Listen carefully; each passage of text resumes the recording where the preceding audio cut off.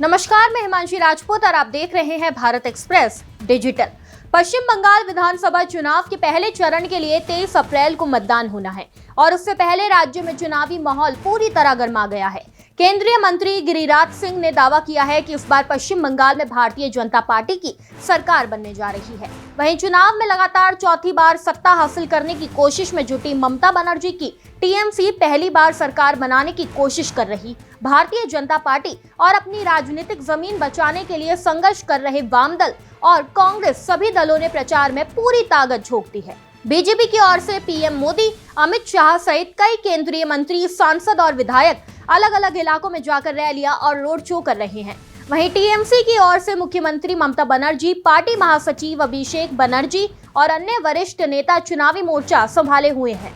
इसके अलावा असदुद्दीन ओवैसी भी मुस्लिम बहुल सीटों पर सक्रिय होकर अपनी पार्टी के लिए समर्थन जुटाने में लगे हुए हैं।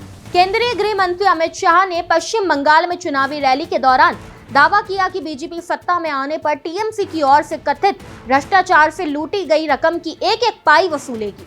उन्होंने नरेंद्र मोदी के कार्यकाल को भ्रष्टाचार मुक्त बताते हुए ममता बनर्जी सरकार पर घोटालों और धन के दुरुपयोग के आरोप लगाए।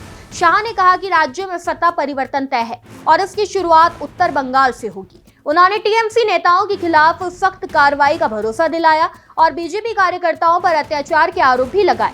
साथ ही उन्होंने वादा किया कि बीजेपी सरकार बनने पर चाय बागान श्रमिकों को भूमि स्वामित्व दिया जाएगा और उत्तर बंगाल के विकास के लिए नई योजनाएं लागू की जाएगी। वहीं चुनाव प्रचार में कांग्रेस भी अब पूरी तरह सक्रिय हो गई है। मंगलवार को राहुल गांधी के चुनावी मैदान में उतरने के बाद कांग्रेस कार्यकर्ताओं में नया उत्साह देखने को मिला है।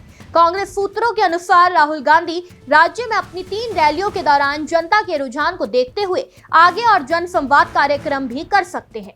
पहले चरण के मतदान से पहले राजनीतिक दलों ने मतदाताओं को लुभाने के लिए पूरी ताकत झोंक दी है। रैलियों, रोड शो और जनसभाओं के साथ साथ एक दूसरे पर आरोप प्रत्यारोप का दौर भी तेज हो गया है। मतदान वाले 16 जिलों में टीएमसी, बीजेपी और कांग्रेस के नेतृत्व वाले विपक्षी गठबंधन ने प्रचार अभियान तेज कर दिया है। सभी दल अपने अपने मुद्दों के साथ जनता के बीच पहुंचकर समर्थन जुटाने की कोशिश कर रहे हैं। कुल मिलाकर 23 अप्रैल को होने वाले पहले चरण के मतदान से पहले पश्चिम बंगाल का चुनावी मुकाबला बेहद दिलचस्प और कांटे का होता जा रहा है। एक तरफ सत्ता में वापसी के लिए ममता बनर्जी पूरी ताकत झोंक रही हैं, तो वहीं दूसरी ओर प्रधानमंत्री नरेंद्र मोदी, गृह मंत्री अमित शाह, राहुल गांधी और अन्य बड़े नेताओं की रैलियों ने चुनावी माहौल को और गर्मा दिया है। अब देखना दिलचस्प होगा कि मतदाता किसके दावों और वादों पर भरोसा जताते हैं और 23 अप्रैल की वोटिंग पश्चिम बंगाल की सियासत को किस नई दिशा में ले जाती है। इस खबर में बस इतना ही। ऐसी ही तमाम खबरों को जानने के लिए देखते रहिए भारत एक्सप्रेस डिजिटल।